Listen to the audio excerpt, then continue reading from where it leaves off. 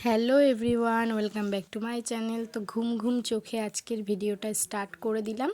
আর আজকে কিন্তু আমি উঠেছি 4:30টার সময় ঘুম থেকে। তো 4:30টার সময় উঠে কাঁচকলার তরকারি, ভাত আর তোমার উচ্ছে ভাজা এগুলো রান্না করে খাওয়া দাওয়া করে স্নান করে আমরা পুরো ডট 8টা 8:30টার মধ্যে চলে এসেছি একটা বিয়ে বাড়ির নিমন্ত্রণতে। তো এখানের বিয়ে তো দুপুরবেলা হয়, দিনের বেলা।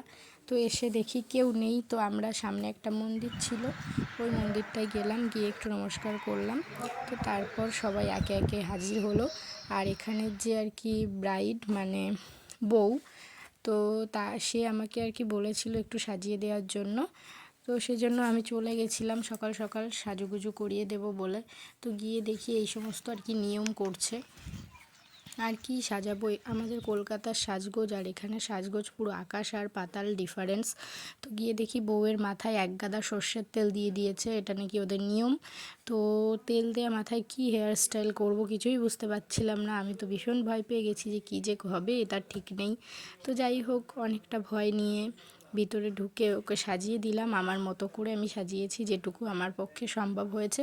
তো ও বলছিল দিদি লিপস্টিক দেবে না, কাজল দেবে না, শ্যাডো দেবে না, কিচ্ছু দেবে না, শুধু মুখটা একটু আমার সাদা হলেই হবে। তো এখানের মানুষ এরকমই আর কি, এভাবেই অভ্যস্ত, এভাবেই সাজগোজ করে। তো যাই হোক, তবুও আমি অল্প অল্প করে সব কিছু দিয়েছিলাম। শেষমেশ রিভিউটা খুব ভালোই পেয়েছি, ওদের খুব পছন্দ হয়েছে।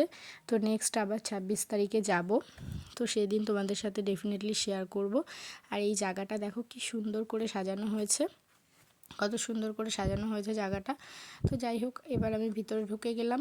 আর আমার পুচকু কিন্তু ওর পাপার কাছে খুব ভালো ছিল। পুরো একদম 1-2-3 ঘন্টা মতো ওর পাপার কাছেই চুপচাপ বসেছিল, কোনো দুষ্টুমি করেনি, জ্বালাতন করেনি। আর এই ছোট্ট একটা রুমের মধ্যে, আমাদের কলকাতায় কি হয়, বউ সাজালে সেখানে কেউ যায় না, আর এই ছোট্ট একটা রুমের মধ্যে পাপা তো যাই হোক, কষ্টে মষ্টে আমি বার্গার কে যেরকম এনেছে? পেরেছি নিজে সাজিয়ে ওকে দিয়ে এসেছি। আর তারপর বাড়িতে এসে দেখো ঈশানের জন্য বার্গার আর ফ্রেঞ্চ ফ্রাই নিয়ে এসেছিলাম। তো এসে দেখি কারেন্ট নেই, তো ও সেগুলোই খাচ্ছিল। আমরাও ওর সাথে খেয়ে নিলাম, কারণ ও একটা বার্গার একা খেতে পারে না। তো আমরাও সেগুলোই খেলাম। আর ওখানে গিয়ে কিছু ফটো তুলেছিলাম।